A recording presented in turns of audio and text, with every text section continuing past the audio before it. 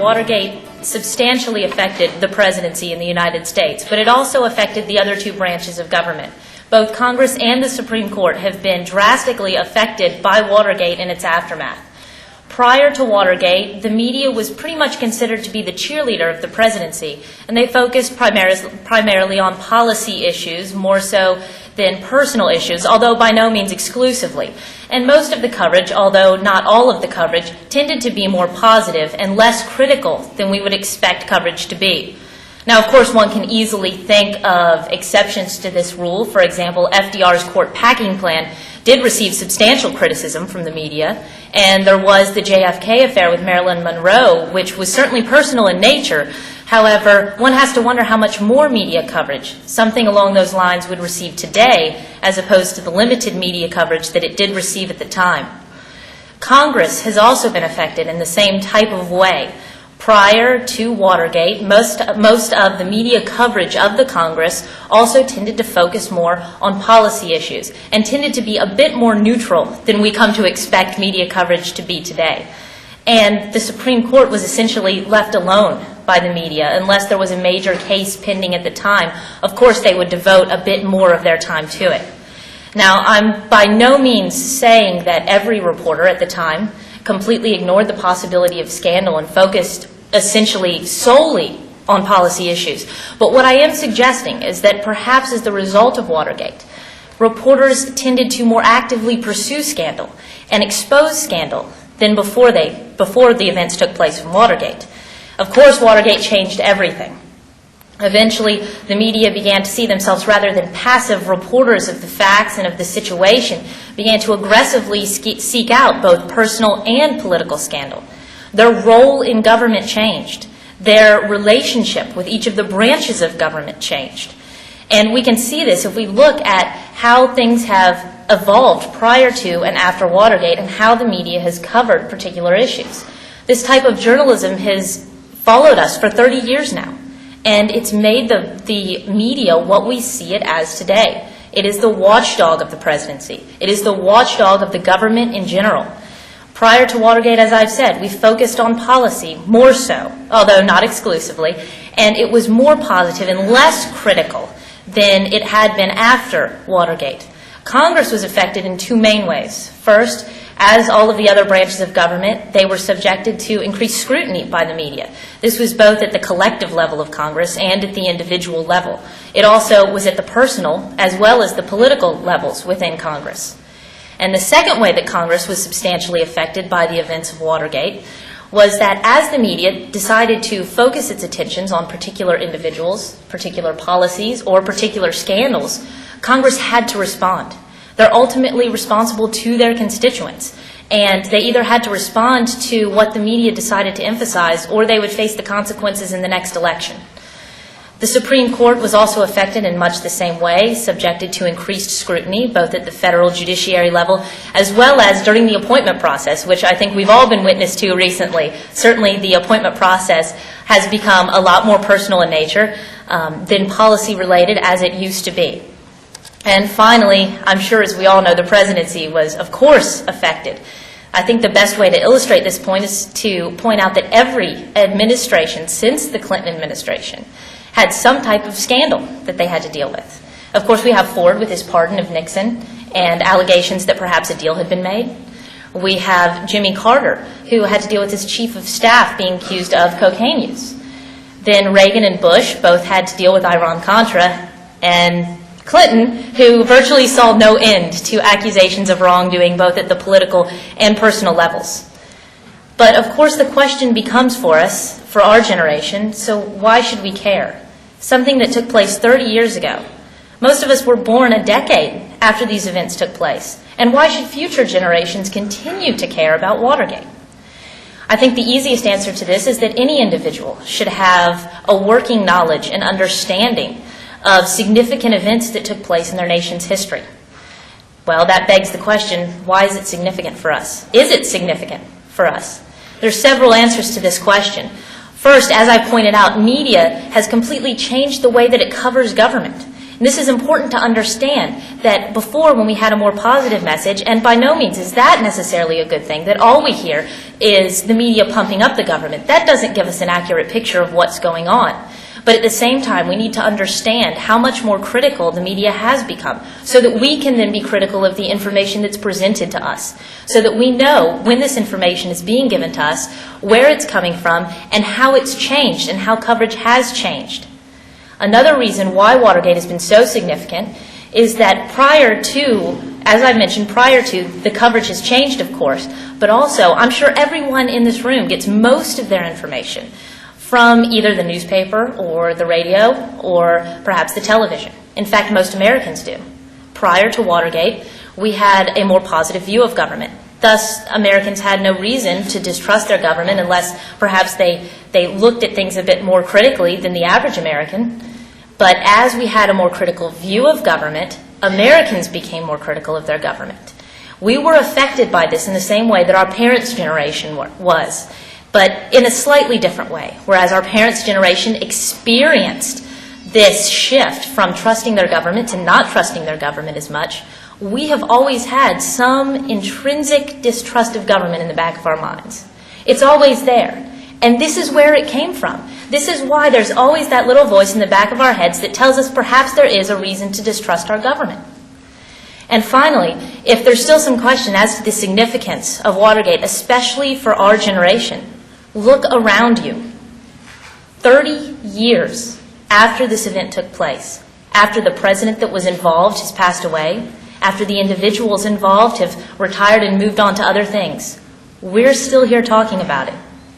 We're still here living in Watergate's aftermath, and I can guarantee in 30 more years we will still be living in the legacy of Watergate.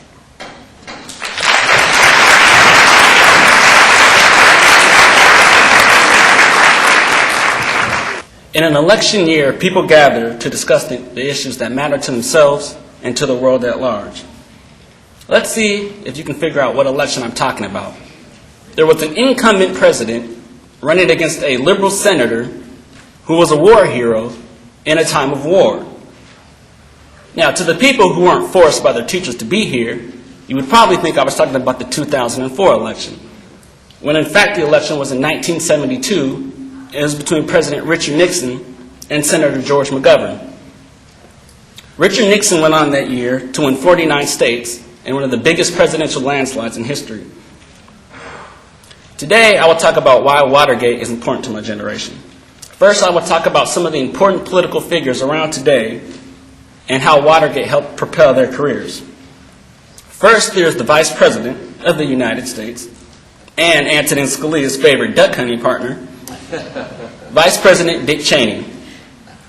Dick Cheney was brought to the White House on another guy you might know, a man by the name of Rumsfeld, Donald Rumsfeld. Dick Cheney served as an economic policy advisor to President Richard Nixon. Because of the Watergate scandal, many of Nixon's advisors ended up going to jail. So when President Ford took office, he needed new blood. And Dick Cheney was there to serve as President Ford's deputy chief of staff. Second is a man who was a hero to neocons, a sex symbol to grandmas, and hated by the French and the Germans for calling them, quote, old Europe. That man is the current Secretary of Defense, Donald Rumsfeld. He was also an advisor to the president on economic policy. He then moved on to become U.S. ambassador to NATO, which is quite strange because if you look at Rumsfeld now, it'd be hard to believe that he had a position where he had where he had to deal diplomatically with the French and the Germans every day. Through the Watergate period, Rumsfeld served as ambassador to NATO, and when President Ford took office, he tapped Donald Rumsfeld to be his chief of staff, where he served shortly before becoming Gerald Ford's Secretary of Defense. Last but not least is a woman we all know. She's a hero to all feminists and devil woman to all Republicans, a lady by the name of Hillary Rodham Clinton. She served as an advisor to the House of Representatives Judiciary Committee inquiry on impeachment. She used that position and her contacts to be appointed by President Carter head of the Children's Defense Fund. And she has some kind of job now. The second reason I would like to talk about is how Watergate affected the current political process. People who were around Washington then and now know that Washington is a different place. There's now a lot of political infighting, one-upsmanship, and infighting. Democrats and Republicans used to compromise and try to get things done for the people. Now people become party leaders simply on their ability to destroy the other side. There have been such political fights that have led from Watergate as Robert Bork's nomination and soon defeat for Supreme Court Justice, Whitewater, and the Clinton impeachment.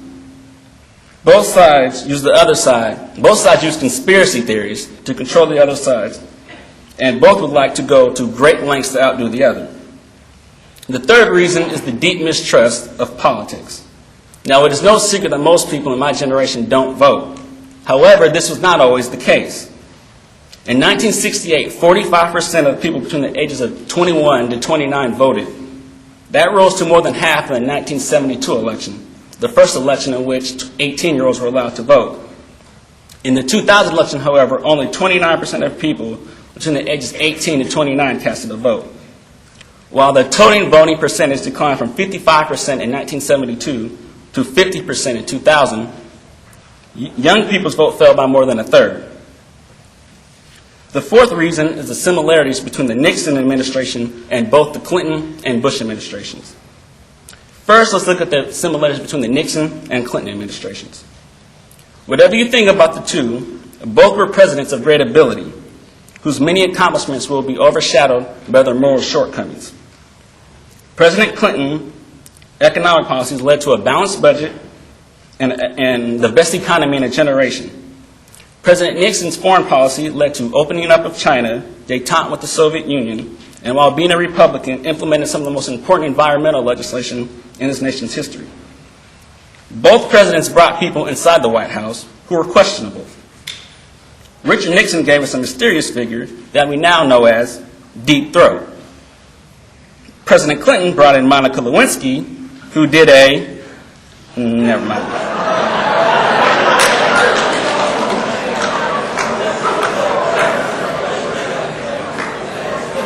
I'm going to get in a little trouble for that one, probably.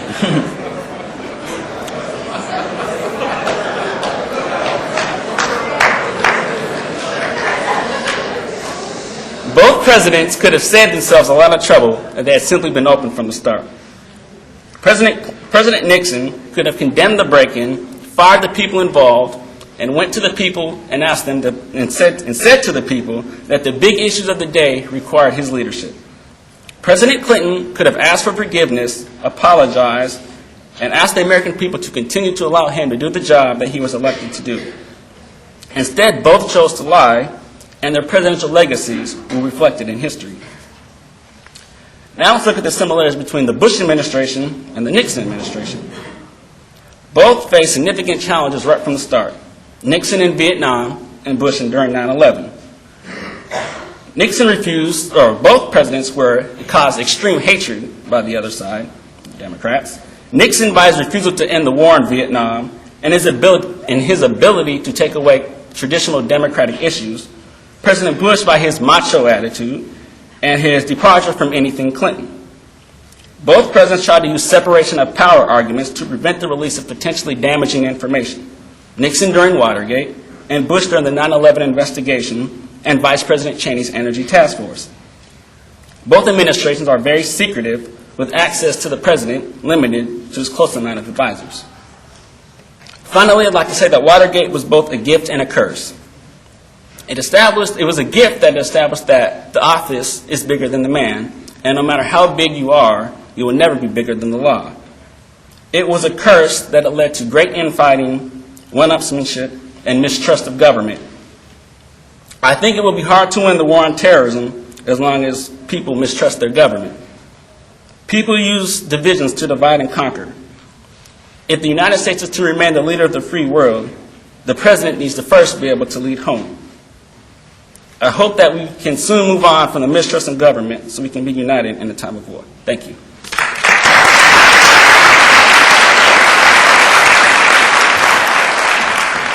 As you know, we're in 2004. This year basically just started.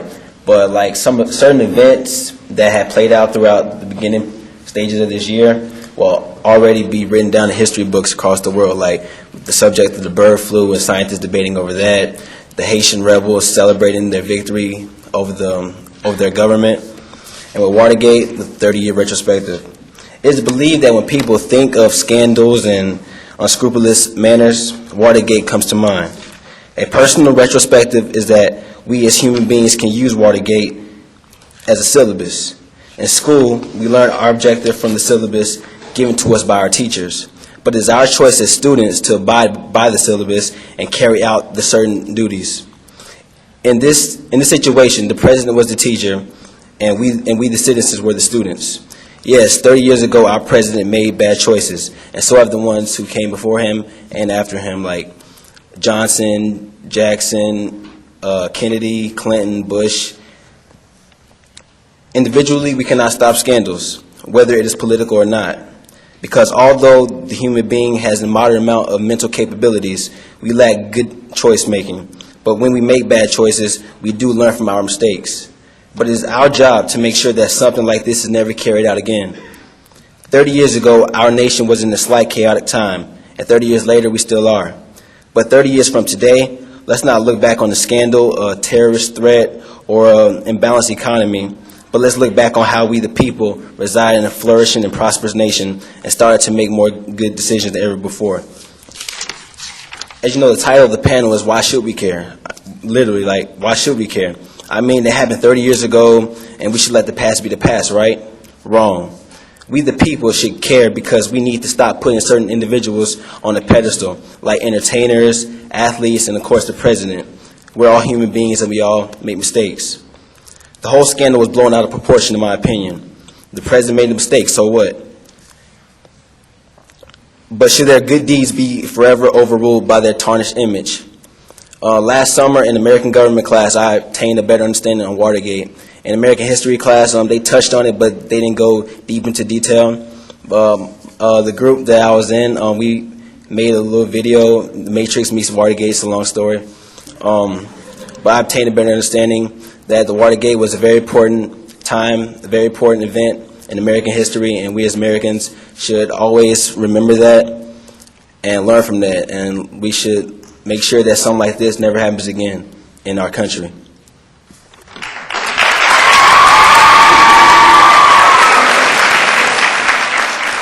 Well, I don't know if all of you know this, but me and Terrell over there won the essay contest. While writing the essay, I had two real problems. First one, trying to fit it into 500 words. Second one, what does Watergate mean today? Watergate, why should we care? The reason Watergate is still significant today is because of the changes that have occurred in politics. As already been stated, the media has become much more involved in politics today. In Clinton's administration, this process proved to be devastating.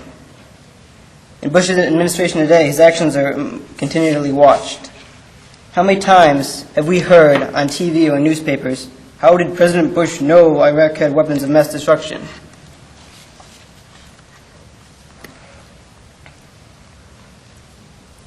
Excuse me.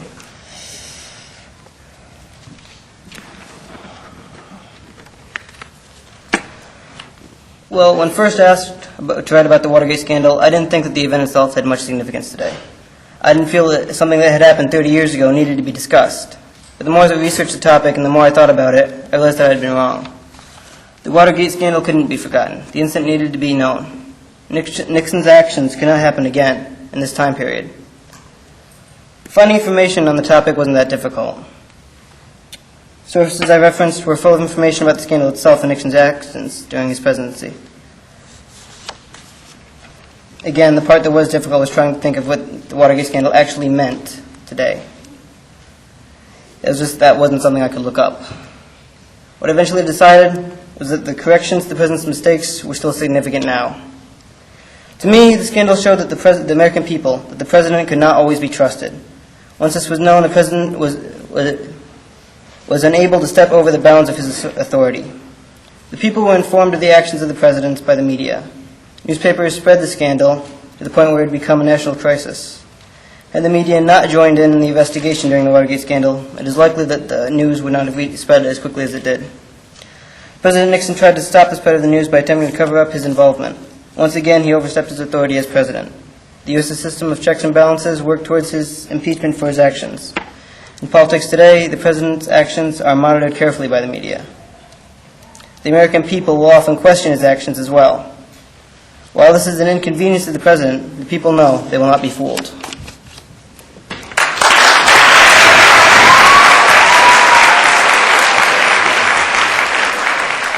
Terrell had discussed the fact that perhaps we should stop putting presidents on a pedestal as much and other governmental officials, and I was asking whether or not he thought that there should be a higher level of accountability, though, than perhaps an average American, or if they should just be on the same level of an average American. They should be on the same level because as Jefferson stated in the Declaration of Independence, we are created equal, and I believe that the president or an entertainer or an athlete, we put those, like I said in my presentation, we put those people on the pedestal like they're like a god in a sense. So a politician, yes, they are human, and yes, they have higher duties because they run the country, but the pedestal that we put them on, I just contradicted myself. We shouldn't put them on the pedestal. I mean, although they are politicians, we shouldn't put them on the pedestal because we're all human beings and we all make mistakes. I'll comment on that a little bit. As someone who wants to be president, I'd like to say, presidents should be on pedestals just because I want to be one, and being on a pedestal would be nice.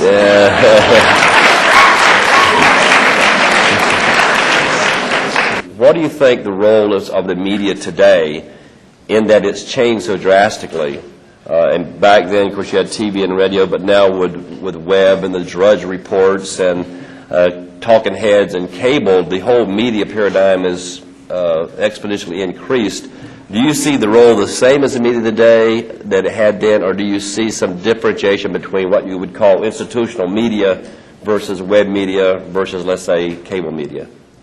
I think there's absolutely been a difference, a complete difference, as far as how the media is within government, how its relationship is now. I think it's completely institutionalized at this point. I don't believe that any individual in any type of public office would be able to shy away from the media, not if they expect to be successful. It simply is not feasible. Not to mention, with all the different types of media outlets that we have now, of course, going from radio, you're going to have a much different situation when that's your only option, as opposed to when you have the television. The television, I would argue, made the personal presidency. We have an image now that we associate with a person, and it's much easier to get that image. And that's something that you have to look to when you look at who your presidents are, who your public officials are. You have to have somebody that can enunciate themselves and that can be seen on television and not just can speak on the radio. And certainly with the web, you have a much wider dissemination of information for everyone, which is going to affect the entire governmental process, because now everyone can get that information if they're inclined, and everyone can be critical. I think you also have to look at the role of late-night television of Jay Leno and David Letterman and Jon Stewart. A lot of young people today, they don't watch Tom Brokaw and Peter Jennings and Dan Rathers and not listen to NPR. They get a lot of their news from Saturday Night Live and Jay Leno, David. That might not be a good thing, but you have to take into account the role that late-night television and late-night comedy has on politics today.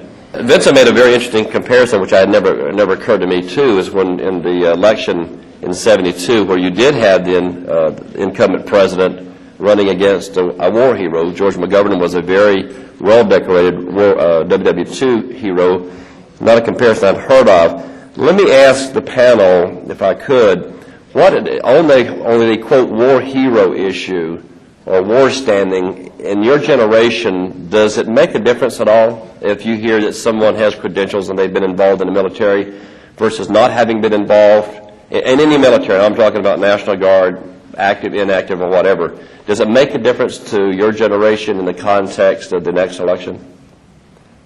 Would you like to, or we'll just go on down the line again, if you don't mind. I think actually that's a bit more of an individual thing. I don't know that that's necessarily a generation-wide issue. I know, for me personally, my entire family is in the Navy, so certainly that's going to affect the way I feel. And I think that that's how it is for a lot of people. I think that's more of an individual type of analysis as to whether or not war heroes would hold any special appeal. We don't have a World War I, World War II type of individual that we can look to in our generation. Perhaps something with the war that's going on now in Iraq, we may see someone come out of that, but until something that we experience in our generation, we have that war hero type from our generation, I think it's going to be more of an individual thing until we see a figure like that would affect us. Thank you. Vincent, any comment? I pretty much agree with what Kaylee had to say. There can be a few exceptions. I think Senator John McCain, when he ran in the year 2000, he had a lot of young people support, mostly running on his role of service to his country, and that was pretty much the only real exception I can think of. Okay, thank you. Terrell? A few months ago, we had a debate in our class, the Democrats versus the Republicans, and the main candidate that we supported was Howard Dean. And we were trying to figure out if he had any military background, just to make that like a standout point in our debate against the Republicans. So I think it is important that somebody who runs for president to have some sort of background in the military. In today's generation, like I can't really think of a certain individual to look upon to have that like glory. What am I trying to say? I can't think of an individual who I can think about who has the World War I and World War II, Vietnam type of persona about them. So yeah, I believe it is important. Thank you. And Patrick, any comment? I pretty much agree with what everybody else said. To be honest, I really don't know enough about this to have any kind of opinion on it. Okay. Patrick, that's the most honest thing a panel of politicians has ever said. I don't know the answer to that.